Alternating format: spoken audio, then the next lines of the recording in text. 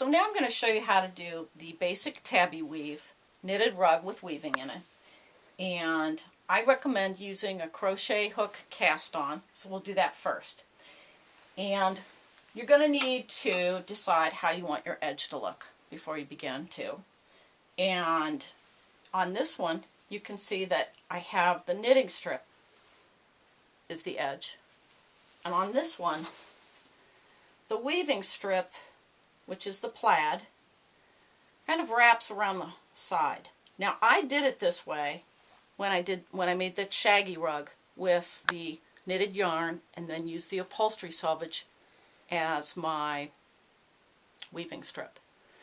But for the other things I've been making, I like this better. And if you're going to be making a panel rug, you'll want to do it this way because it'll look better when you weave it all together when you attach your panels one to the other. So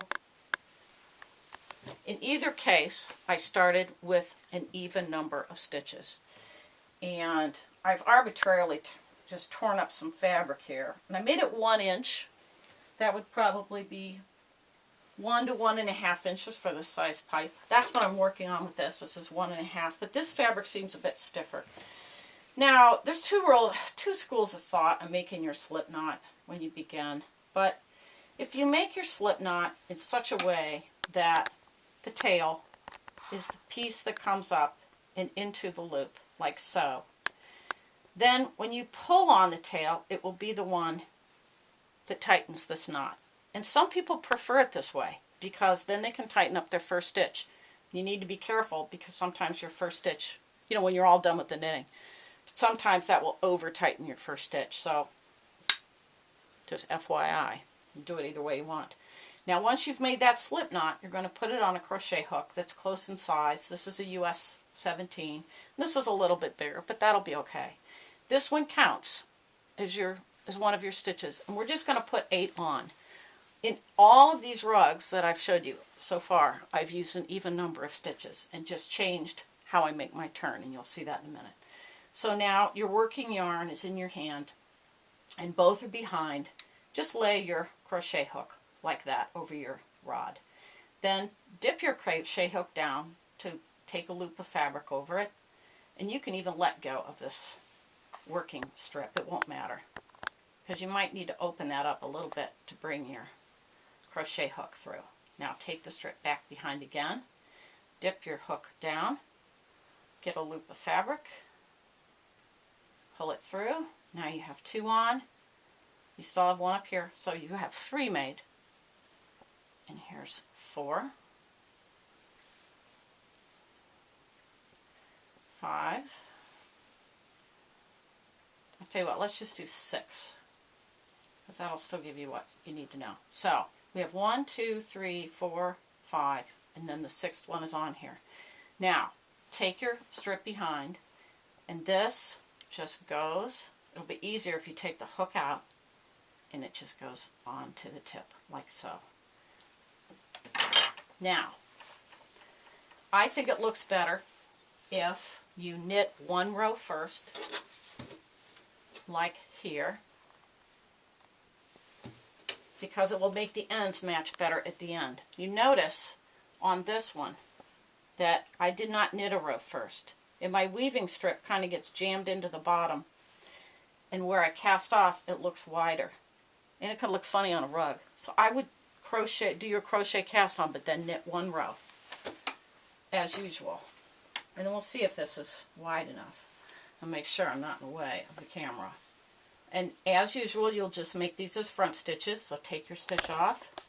Now these are small stitches and you're working with fabric, so it's more time consuming to knit this way, and make sure that you're not going to pull your stitches off. And we'll just go through here and knit 1 row.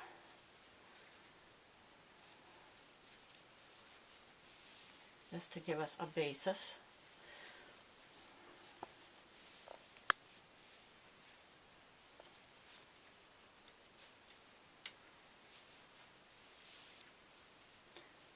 The only time I've used the 15s. I used some yarn to mess around with, and even that was kind of hard. I think the 17 and up is better for using for a rug or a hot pad, something like that. Now I have one row done. And now, to begin, I'm going to, again, we're doing stockinette, so I'm going to do them all as front stitches. So take your stitch off, poke your yarn through. Now I have one stitch on. Now, if I want a full border, whoops, knock those off of there. If I want a full border, like this panel rug I'm making, I put these stitches on this knitting needle so I wouldn't lose them. I dropped the knitting needle. I started a different way than if I don't want a border at all, if I want to do it like this. The other thing to keep in mind, depending on your weaving strip, is it might be something that would wear faster than your knitting strip. So just keep that in mind. So I'll show it to you both ways. So now to begin, I've got one row done. So row 2 begins with the weaving strip. And all you need to do is take the weaving strip. Now notice, my fabric is only printed on one side. So what I've been doing is using the printed fabrics for my weaving strip because it's easier to keep them turned to the right side. You don't have to do anything fancy with them. Some people put them through folders, but I don't do that. Now just lay this over and leave yourself 4 inches or so. Maybe longer if you're going to be fringing it. But we're going to use this as a continuous weaving strip. So now I have it between, and here's my knitting strip over here on this side. Now do another front stitch. Now, whenever the weaving strip is in that position, that stitch that I made will be what's on the front. Remember, the front is away from us. It's inside of here, inside this triangle. So now the next stitch, if I'm doing a basic tabby weave, I just pull my weaving strip up and I knit one. Now, this stitch I'm making, and I just piped, stitch number 3, is going to be covered by that weaving strip when it comes down.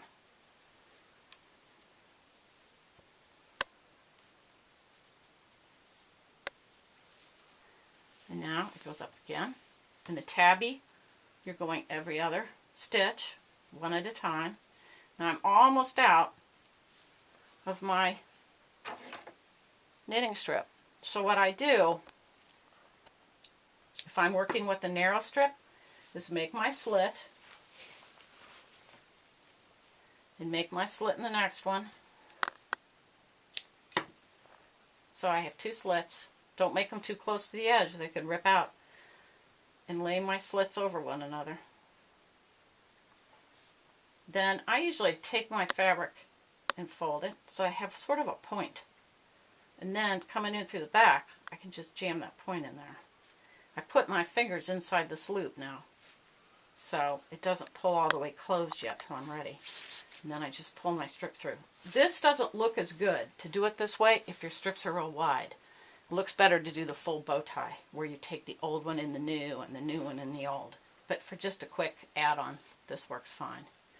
And if you want to, you can kind of pull this out at the bottom. So you have your little bow tie thing there. Okay, and now we bring our strip down.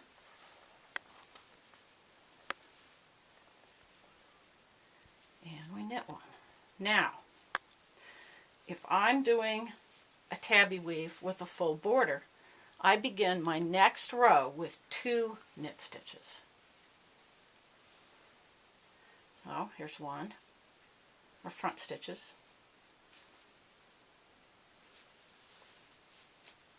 As the rug gets heavy, you're going to want shorter uprights, don't forget. And do your second. And sometimes what I do is this. I've got this strip. I'm laying it up against that, and I'm just using my hand to pull it through like this. Now, I've done my 2. I take my weaving strip. It might help if you bring it over to the other side of your table at this point. and take it up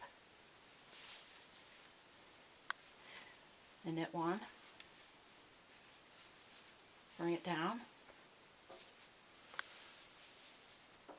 and be careful because there's no stretch between these stitches. The rest are going to want to fly off of there. So keep your hand up under there as you're making the stitches. And then bring it down. And every single row, if you began with an even number of stitches, every single row will begin with front stitching 2 with the weaving strip just laying behind. Don't even worry about that weaving strip right now. And now you'll knit 2. I already made a mistake, so before we make that stitch, turn it towards you. I don't know if the camera will pick that up. This is the first row below here, and you see that's a little loose. That's my first row. If you're using a continuous weaving strip, you have to make your adjustment as you go along, because to do a whole rug is kind of maddening. If you're making a fringe rug, it won't matter. You don't have to be so neurotic about it. It should look like this. It should be staggered, because that's what happens in a basic weave or tabby weave. Okay, now you're ready to begin the next row. So you kind of go on automatic pilot when you make these videos. So do 2 again.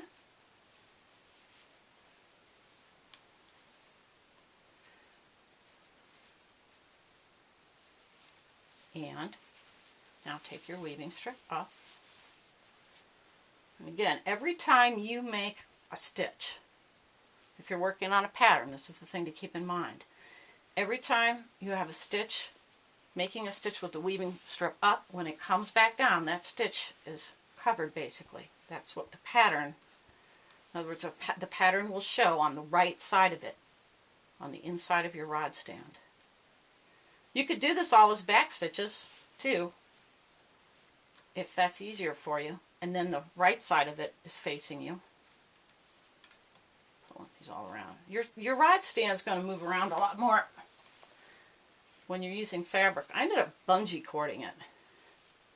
So you get the idea. And again, at the end of every row, turn it around and look at your stitches. Now you can see how, I'll take this off.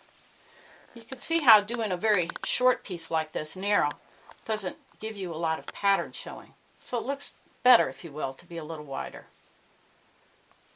Now, let's say we're taking this out. And I'm going to show that cast on one more time.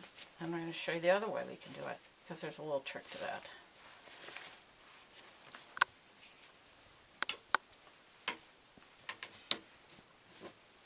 So, again, make your slip knot. And I've been making them lately where the tail is becoming the knot, and that means you can tighten it with the tail, but that has its own hazards. Now put it behind with the working yarn in your hand and put a loop through.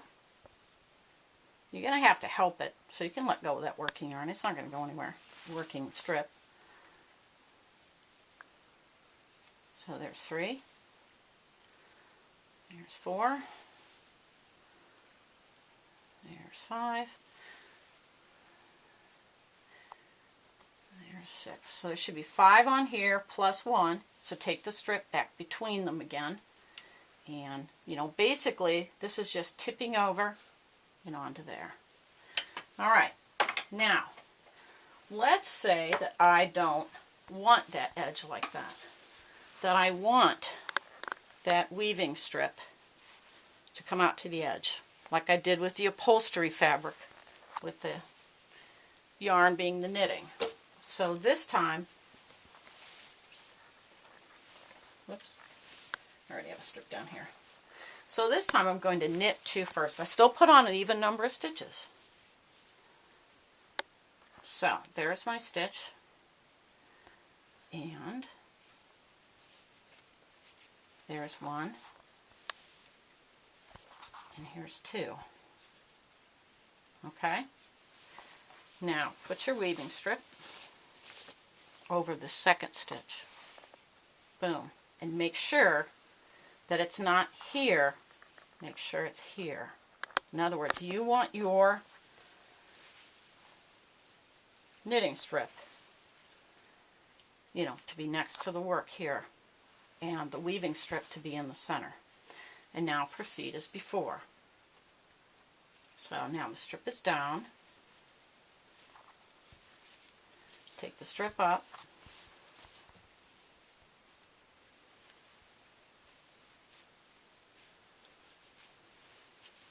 Bring the strip down. In tabby weave, it's 1, 1, 1, 1, 1.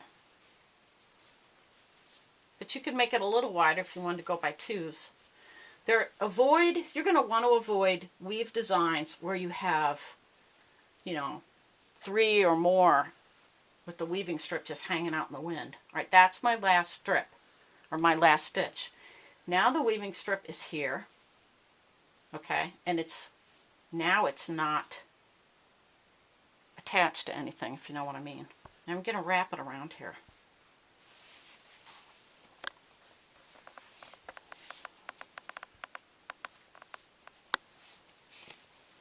Okay, so now I've wrapped it around from center to the outside, and I knit one.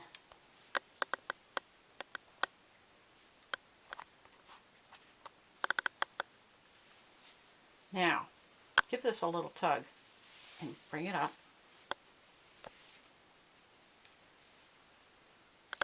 Knit one. Bring it down. Knit one. Up.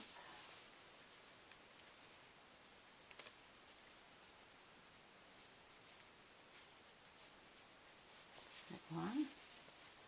And down. Knit one. And up. There's your little knot.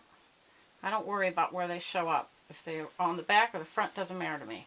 Now, in order to begin the next row, I need to take my strip and wrap it around from inside to outside around my knitting strip. Now I knit one.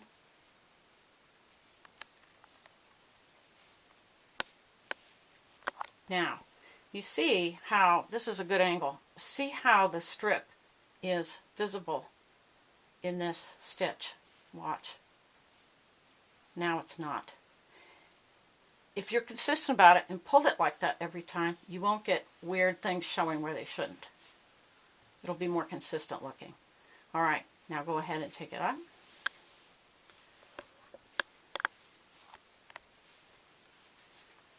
And down. And you know what I did? I forgot to check my...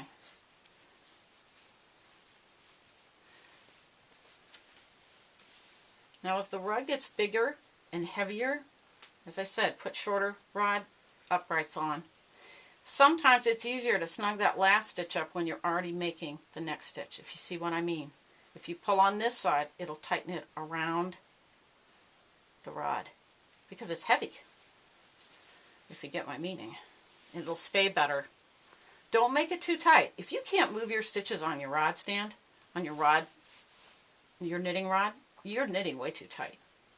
It should never be so hard. And, you know, sometimes you might want to adjust your knitting strip. I don't worry about it as long, what I do want to see is the color. If I see raggedy edges, that's alright by me. Now, see how this is a little loose up here as I start to make this stitch? Go ahead and pull on this side of that loop a little bit more. That'll tighten it up around your pipe. Now bring this down. Let's have a look at what we did here. Let's see how I screwed it up. So, that's the first row here. I also didn't knit a row first, but that's okay. See the difference? Because I didn't knit a row first. That's okay. We're just messing around. Now, see how that looked a little loose to me? So I pulled up on this one. Now I'm going to pull up on this one. And now I'm going to pull this one. And this one. And this one. Now, I've adjusted that. But look at the difference. See now, my color comes all the way around the edge. And it will as I go up. It won't here because that was the first row. Let's do one more row like that. So that's the difference between And both times you saw that I put on an even number of stitches. And again, before you begin the row, when you're doing a wrapped edge like this, you want to make sure that you take the weaving strip and just take it around to the outside, from inside to outside, before you knit your first one.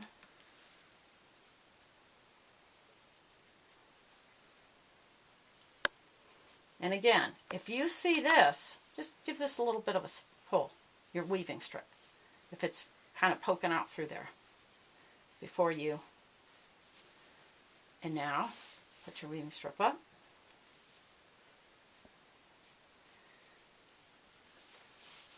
Again, another one of those great patterns that you don't have to know what you're, remember a pattern, because every row is the same.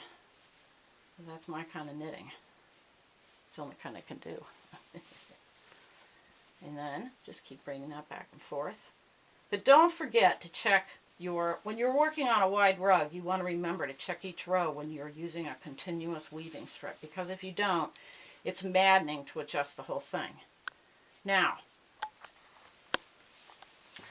as I said before, once you, and I'm just going to head and take this off now.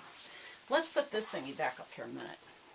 And I just kind of put this on there for, see if I can get it on here quickly. This is 14 stitches wide. My knitting strip is 1.5 inches wide. Of course, it's not going to go on there. It's easy, it came off. If you ever have to take yours off temporarily to do what I just did, just use a knitting needle that's a little smaller than your pipe, so you can stick it in the hole.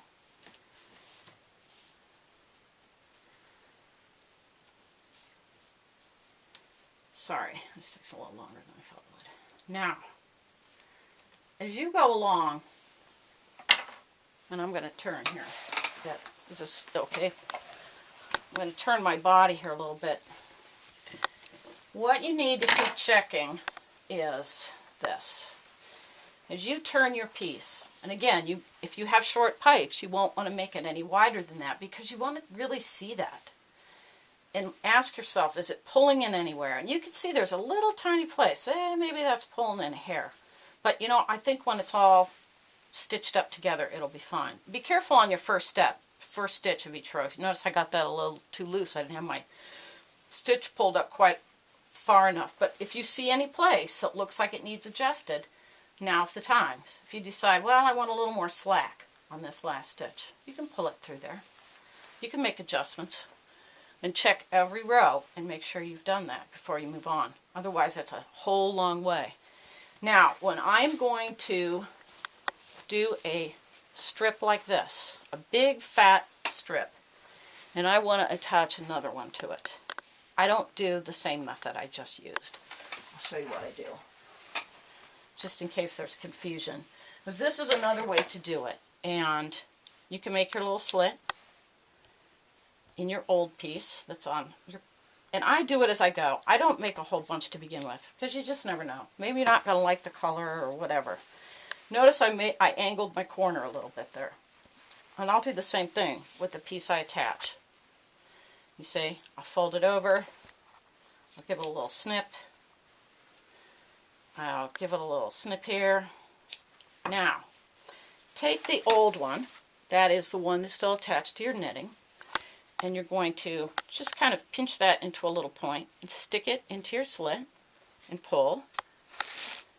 Okay, now this is the old one in your left hand, and you're going to take your other end, of course it's got a big string on it, you're not going to worry about whether it's turned around in there. You want to make sure that this doesn't get all boogered up in there while you're pulling it through. Okay, so eventually you're going to get to a point where you've pulled it through enough and they look like that. Okay, and now when you pull them together, it will make a cute little bow tie, which to me I like, and I've been leaving them on the front, but you don't have to do that way. Some people sew them. There's other ways of putting them together. And like I said, knit a row first. You don't have to knit another row at the end and then just do a standard cast off. And that's how you do basic stitch or tabby weave using knitting with weaving strips. Thanks for watching.